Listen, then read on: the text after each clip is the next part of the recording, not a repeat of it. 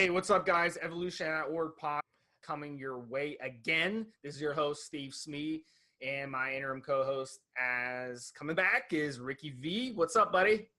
Hey, what's up, guys? Hey, Steve. How you doing today, buddy? Hanging in there, buddy. Hanging in there. It's always a good day when you can do this podcast, and we have a caller that is in. He has a 520 number. Caller, you're on Evolutionary Radio. How you doing, man? Hey, buddy. Unmute your unmute, buddy, so we can hear you. Did you have a question? Yep. Yeah, can you hear me? Now we can hear you, buddy. What's going on? All right, there we go. Hey, this is Cameron calling from Tucson. Just I guess a newbie to this, man. Looking at bodybuilding, entering classic physique. Trying to decide if I do a show this November or if I postpone it to the spring and put on a little bit more size, a little bit more mass. For the record, I'm 46, 6'2", 235, probably sitting around 14% body fat, maybe 12. So I just want to ask, though, before Ricky V jumps in here, tell us a little bit about your history. You're 46. What have you been doing for the past 20 years? Have you been – were you leaner at some point and kind of got up to 14%? Or were you more heavier and got leaner down to 14%? Where are you coming from is what? That's what I was going. Nah, really kind of staying right about there. I mean, I've been leaner in life. I've always played sports, and really fitness has always been a part of my life. So I've always stayed involved in the gym, and really kind of decided over the past nickel or so to really decide to go more towards bodybuilding as a hobby / outlet. But outside of that, man, it's working a square job 9 to 5 on a regular every day. Do that and then hit the gym, regular life, single father. So raise my kid, and squeeze it in where I can. So what made you want to compete at 46? Really kind of thinking back to my days playing football. And for me, like many people, career ends unexpectedly, so never having that final send-off that is the final send-off. So I thought, why not? Why not get on stage, do it at least once and know that, that's that final send-off if that's what it is. Or, maybe it turns into something else. Who knows? I like it. The competitive spirit is in you for sure. You want to get that, do something to compete. What experience do you have using supplements, SARMs, steroids, all that good stuff over the past few years? No SARMs, supplements, definitely. As far as the steroids, started first cycle here 2 weeks ago. And what is that? What are you using? Tren and test. So you were natural for quite a while before you jumped on the sauce, right? Absolutely, yeah. Yeah, you get the most out of it that way. This is your first cycle. You're going to get some great gains. A question for you, man. Do you have anybody that's already a competitor or helps competitors that is helping you out with your road into competition? No. All right. Well, one of the first things you want to do is you want to locate that guy that's already putting guys on stage, that's already got some guys walking off a stage with trophies, because he's going to help you around everything, not just the criteria, but everything else that goes along with it. Right. You can come in the best shape the day of your show, and if you make just some mistakes, not get placed well. So you want to make sure that on top of putting the time in the gym, on top of, the chemicals and everything you're doing, you really want to find yourself and align yourself with a good coach, a good team, maybe group of guys that are kind of competing. And that's really usually the best way to enter into competition bodybuilding at any age, because there's a lot of small things you won't know. And even the days leading up to the show, you need somebody who can look at you almost on a daily basis, or that you can send pictures to on a daily basis. It can tell you if you need to tweak your diet or up to any degree leading up to the show. And this is not something that somebody's going to be able to do remotely. You ideally want somebody locally that you can start to get prepped for the competition, because there's a lot of things that you don't know yet that you don't know. Okay. Right. So that'll be a good place to start. Do you even know any teams around your area? Is there anybody that comes to mind, or do you need maybe even help knowing where to find them? Yeah, I think there's a couple of guys up in not too far from me that I can reach out to. Yeah, you want to go to a coach that's putting people on stage and just go and have a heart to heart with them and saying, look, I want to compete. I want to do at least one show. I might want to do more after. Take a look at me. Tell me what you think. This is the show that I'm looking at. This is how far out it is. What do you think? And he's gonna talk to you. But that's definitely the best start, because these guys are gonna know things in tricks that you don't know yet. Stuff to help you get your waist looking even smaller. Okay. He might even link you up with the right guys to get all the supplies you need for your show coming up. It's a full thing. The first thing you want to do is you want to get plugged in with a good coach. I think one of the things too, you got to be realistic here, because your show is in how long did you say is your show till? I haven't actually decided if I do November or if I push back to the spring and put on some more size. Okay, so you still got some time. It's either 6 months away or 12 months away. He's trying to decide. So, I mean, you got time. It's not like you're doing this like in 4 weeks or 8 weeks or 12. Exactly. So my recommendation when it comes to steroids, okay, when you're doing these steroids like testosterone and tren, believe it or not, a lot of people have a misconception about both of these steroids. They think that, they can cut on them. But I can tell you, like, these steroids are really good for building bulk and building mass. So if you're going into a competition, a physique competition specifically, you want to be as lean as you can, as dry as you can. And I promise you that test and tren won't dry you out into a competition. So you're going to have to stop using them ahead of your show. Depends on the ester that you're using. A lot of guys who compete, this is why they use short esters. They use Tren-Ace. They use test prop. They don't use the long esters because they want that shit out of their body. And then they'll start running Winstrol, the T-Bol, the VAR, the Masteron, those dry compounds where that's in their system the day of their competition. And the test is not. You definitely don't want the testosterone in your system. You don't want to have that water retention, because that will knock points off from the judges for sure. So that's why you see competitors run the shorter esters, and that's why you see competitors stop these wet compounds or these bulking compounds ahead of their actual judging, and then they want to just be on those dry compounds. So that's something to think about. So you want to kind of have a game plan ahead of time. Like right now you're on test and trend.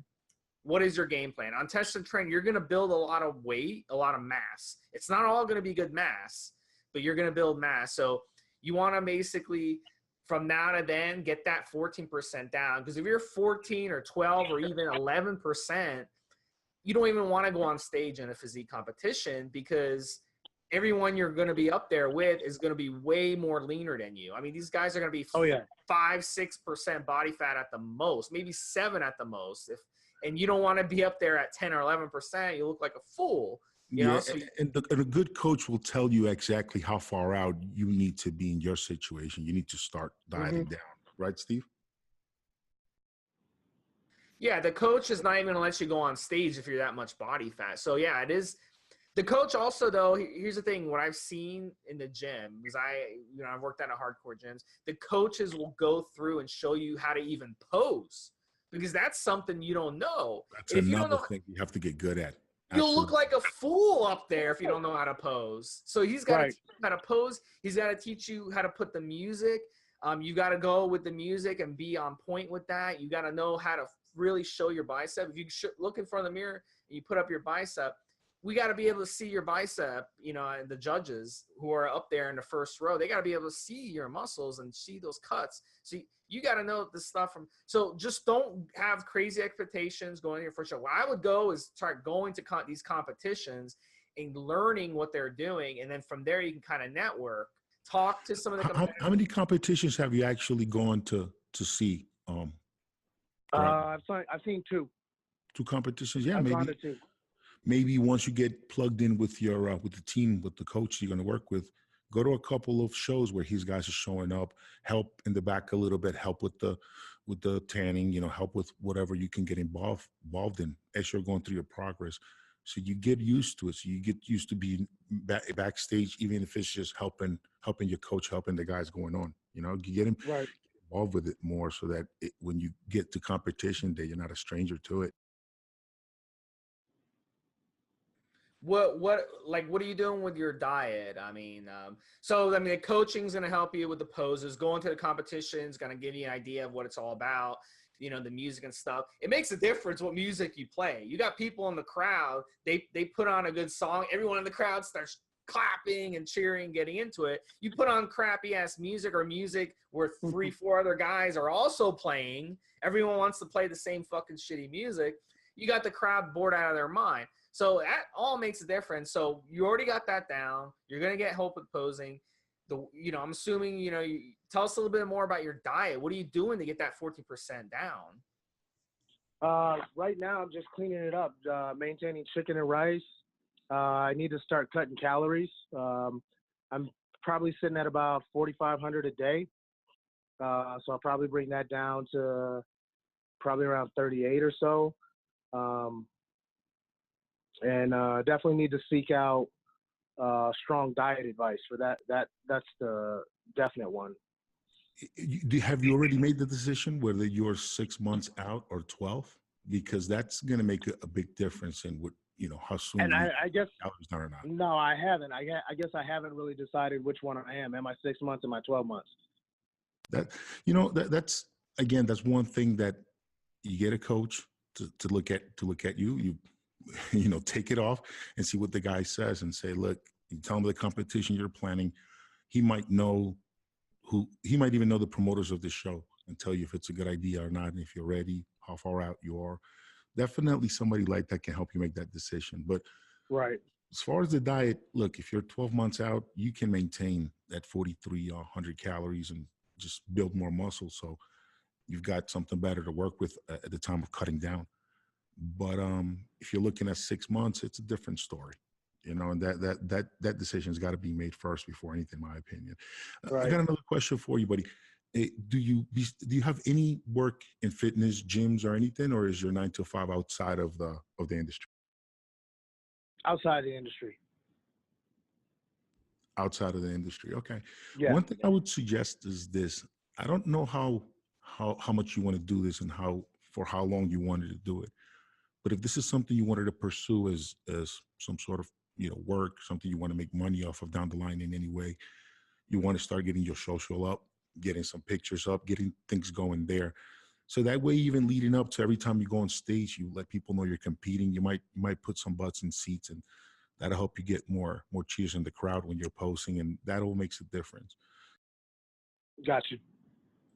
Yeah, and let me just say this. I mean, because you've been around the same body fat for a long time now, just cutting your calories isn't going to burn away your fat like magic. Like, at least maybe initially, the first few weeks.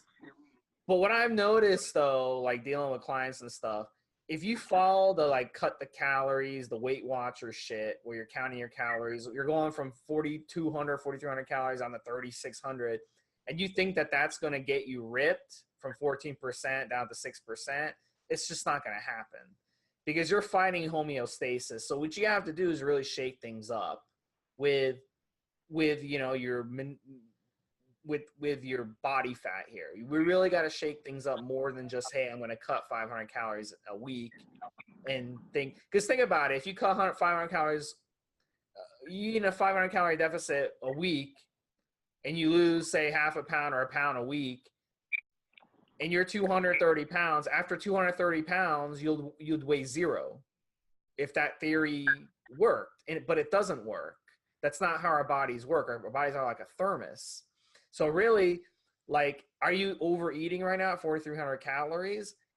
Maybe you are, maybe you aren't, but just cutting your calories is not the solution here. So you've got to kind of look into meal timing as something. You got to look at meal frequency. You got to kind of change that up. you got to have the mentality of, look, I got to cut my body fat. You already got a lot of mass on your frame. Now it's time to get the body fat down. If you don't get your body fat down low, much lower than 14%, you will not even, shouldn't even bother going on stage. So we got to try to change things more than that. So you kind of got to like think outside the box on this. Maybe consider reducing your meals to like 2 or 3 meals a day, just bigger meals 2 or 3 times a day. Maybe eat half the day, maybe take a whole day where you don't eat anything, and the next day eat 2 or 3 meals, something like that to kind of throw off your homeostasis instead of just eating in a deficit every day and thinking that works. Because as humans, we've never throughout history just eaten the same amount of calories every day and like eating in deficits, eating in surpluses every week and like lost weight or gained weight. If that was the case, we'd be extinct by now. We've always cycled. We've cycled our calories, cycled our carbs and stuff. So you've got a lot of time to, work on that and kind of get more creative with your diet than just saying, hey, I'm going to cut calories. Because I promise you, just cutting your calories, 500 or 600 calories a day from where they are now is not going to get you from 14% to 6%. What do you think, Ricky V? Gotcha. Well, when it comes to diet and diet advice, there's definitely nowadays, there is no one size fits all. Everybody's body can respond differently to diet. Look, there are guys out there now on the carnivore diet that eat nothing but meat and water, not any fiber. There are people out there that are vegan and competing in sports and bodybuilding. I think you guys had a vegan bodybuilder on the podcast before, right, Steve? A while ago.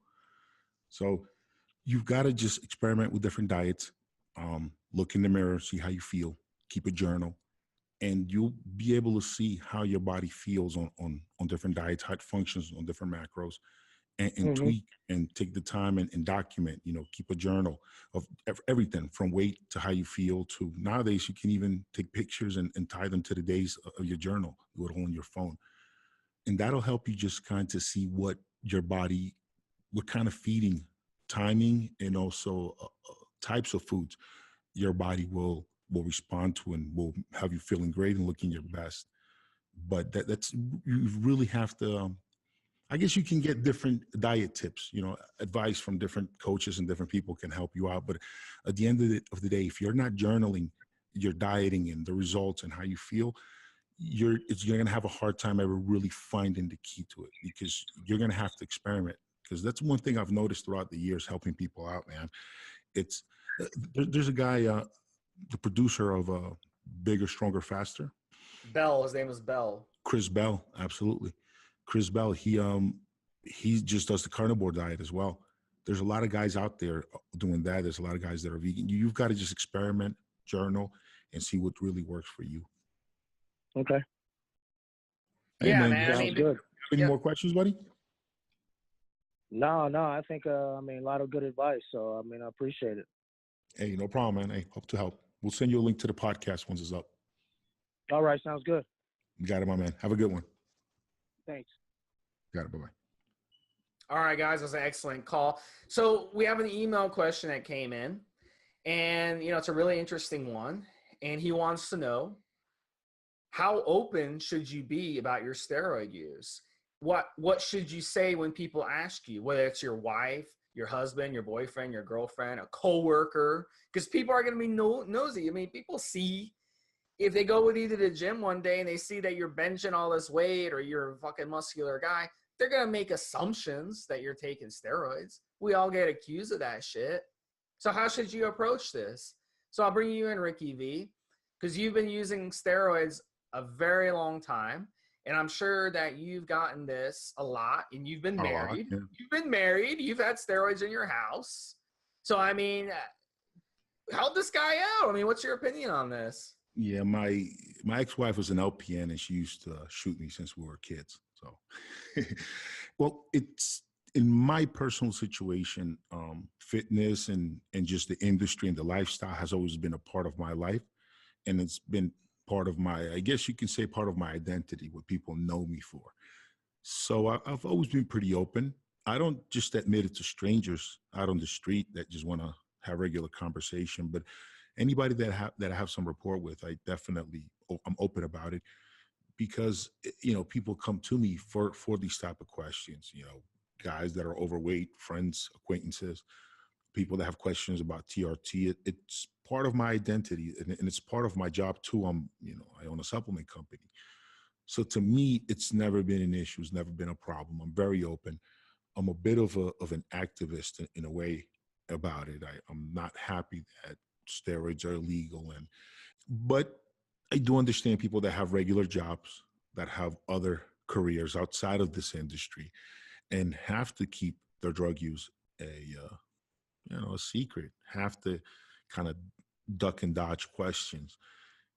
There is, in my personal opinion, I don't think one size fits all. I think it depends on your personal situation, what type of lifestyle you live. If you're a self-employed business owner, employee, what kind of issues that can arise. And as far as your mate, the person you're going out with, living with, married to, whatever, it's tough, because if it's not a real stable relationship, this person could later use that knowledge of your steroid use to harm you, either in front of family, work, or whatever. Ideally, if you're sharing your house, you're married to someone, you never have to worry about them using things they know about you against you, but it's a reality. So even then, you have to be real careful how you tread that ground, and maybe not keep the stuff at your house, maybe keep it at somebody's trusted house and take your shots there. And if you have pills to take, mix them in with your supplements in a weekly or monthly pack, and make sure it's discreet, and maybe not let somebody onto your use that you live with that could later use that knowledge to hurt you in any way. It's unfortunate that this stuff is illegal, and the fact that it is illegal, it just makes it so frowned upon. Something that, it wasn't like that in the 70s, 80s. Really, after steroids became illegal in 1991, around, is when we've really started to really go underground, and people were really embarrassed to discuss it and for people to know. But so that's just my opinion. I think it's not one size fits all. It depends on what kind of job you do and the relationship you have with those around you. I mean, my experience, like dating on the first day, I'd say half women just ask me on the first day. They're like, hey, they'll kind of bring it up. Oh, I don't got a problem if guys use steroids as long as they use them responsibly. I've gotten questions, hey, do you use steroids? I've gotten this question. I mean, women aren't stupid, okay? They're going to ask you this question. You really have to think about it. Like, do you want a relationship where there's lies and there's not truth? Or do you not? So it just depends on, like, for me, I think honesty is very important. Like, I wouldn't want her lying to me about any even little things. And I'm not going to do that to her either. So straight up, I'll tell them, look. But you run a steroid podcast, Steve. You can't lie about it. Yeah, but I mean, they're not going to know about they're not going to know about my podcast though, like right off the bat. Like you keep it a secret for a while. How long would you wait to tell a girl you use steroids? The girl that you have now, how long do you wait to tell her you have steroids? Or do you use steroids? We didn't bring it up, but I mean, as we got to know each other, yes, she knows that I do a podcast. She knows that I moderate forums. She knows that I use, okay? But this is what I do though, when this topic comes up early on, I tell them, look, and this is kind of a different opinion than you, Rick, is that I tell them, look, I think steroids should be regulated. I think that young people shouldn't use steroids. I think you should use steroids when you are truly ready. And I think you should use steroids conservatively. Okay. But, if I'm advising someone like this guy who just came on our podcast and wants to compete, it's going to be a different story, obviously, in his situation. He's going to have to be more aggressive. So it really depends. But my personal views don't infringe on, my advice to people, or how I'm not stupid. I know steroids are part of it, but I don't I don't abuse steroids. I don't run grams of steroids a week, and I would never tell someone to do that. So I think steroids are perfectly fine. So your girl you have now didn't ask you about your steroid use. She never brought it up until. No, but the thing is, like, how can she say something about it? Because I live the lifestyle. I don't drink. I don't smoke. I don't do recreational drugs. I eat like fucking perfect. I work out consistently. I exercise. I'm in great shape. So how could she even bring it up to me in the first place? So if you're in that position, even though you live the lifestyle, did she ever suggest you ought to quit or look into not using? Even though, not at all. Even at the Because start when you were trying to first convince her about it? No, because like she loves a guy who's in shape. She loves a guy who has a six pack. She loves a muscular guy. She loves a guy with endurance. She wants loves a juice head. Yeah, no, she doesn't like the big heads, but she doesn't. Who can actually come to me and say anything when I tell them, how can you say that when you drink, when you smoke, when you do this, you do that? You're not in a position to do that. So maybe, if you're going to tell, your wife and stuff, live the lifestyle. This way they can't say anything about it. How can they say anything when you are at the top of your game and you're living that lifestyle? So be educated on the topic and don't be a fool about it. Absolutely. And she won't be able to say anything. Be able to speak intelligently about it. Look, if I met a girl, Rick, and she was using steroids, but she didn't know what the fuck she was doing, she was 300 pounds and she was in bad shape, I would have a problem with her using steroids. You see what I'm saying? So you gotta look at it at both perspectives. But if she was in great shape and she knew what she was doing and she was educated about what she was doing, I would have no problems with it. At the end of the day, keep this just like anything else in life. Like, I'll give you an example, fasting. If you start telling people about fasting and that you fast and that you don't eat for 5 days, it's not a good idea, because they're going to fucking say shit to you and they're going to give you shit about it and they're going to make fun of you. A lot of people don't get it.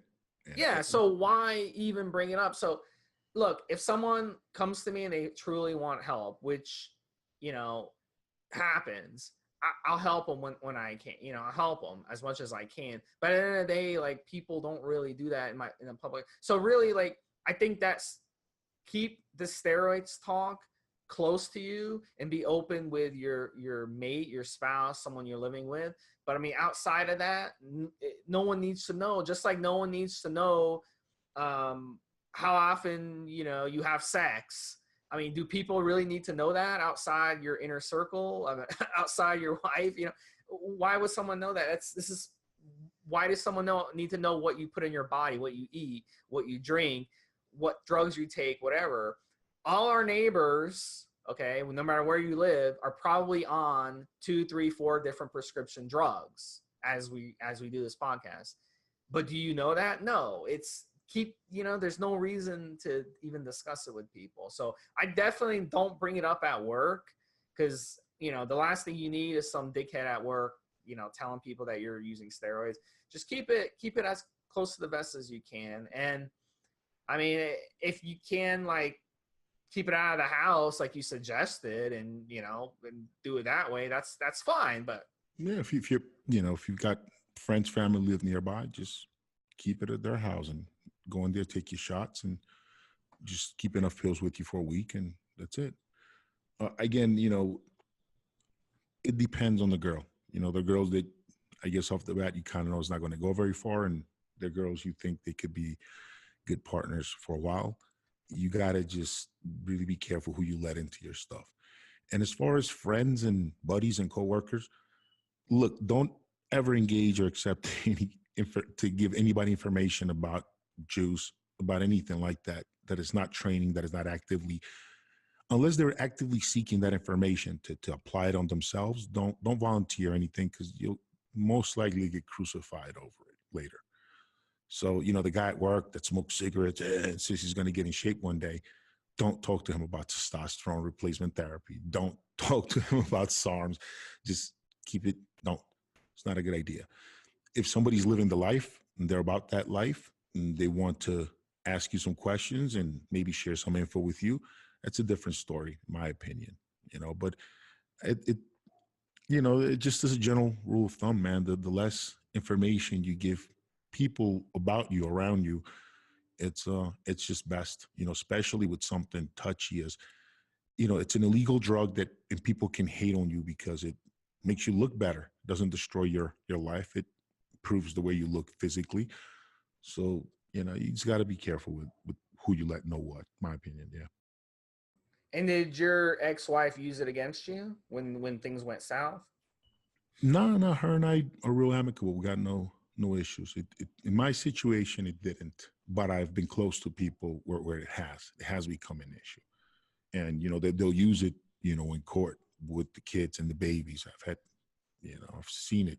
So just being in the industry, my situation is different. I was able to get my stuff resolved real peacefully and no issues. But I'm sure if it had gotten ugly, I'm sure it would have came up, bro. I've never understood why you walk down the aisle with someone and marry someone and then you hate them.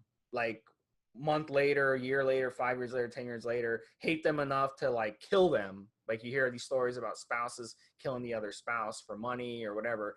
I've never understood that, how you can go from being in love with someone to hating them that much, where you're going to take them to court and hold something like that against them. To me, it doesn't make sense. I've never been in a relationship like that. Like I've always had amicable situations. So right off the bat, like you ever been married, Steve?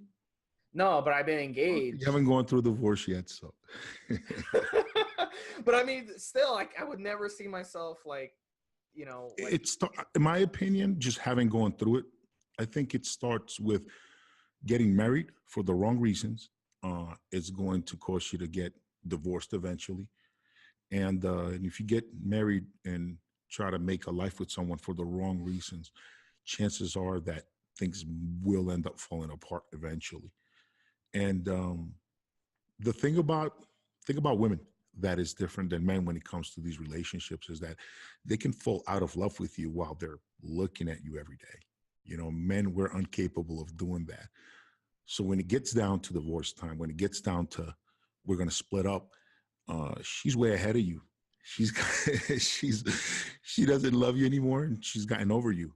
And she did this while sharing the other side of the bed with you. And that's something women are able to do. Men, it's almost impossible. I think women, it's an emotional thing. Once they lose that emotional connection with you, that's it. As a man, most men don't begin missing their mate until she or he have been out of the house for a couple of months. A man doesn't really start missing and hurting until he hasn't seen her in a little bit. With women, it's a different story. They're going through all the emotions and they're falling out of love right with you in the same room, in the same bed. It's just how it goes. So if your ex-wife like hired someone to kill you or tried to kill you, would you forgive her? What? Wait. Because I mean, we see that sounds like one of those trick questions. Like, why does somebody that lives in San Francisco can't be buried in New York? Like, wait, if they were successful in killing me, obviously I don't think I'd be able to. No. If they tried to. If they hired someone, they ended up being an undercover cop, and they got busted for it, and the cop. Okay.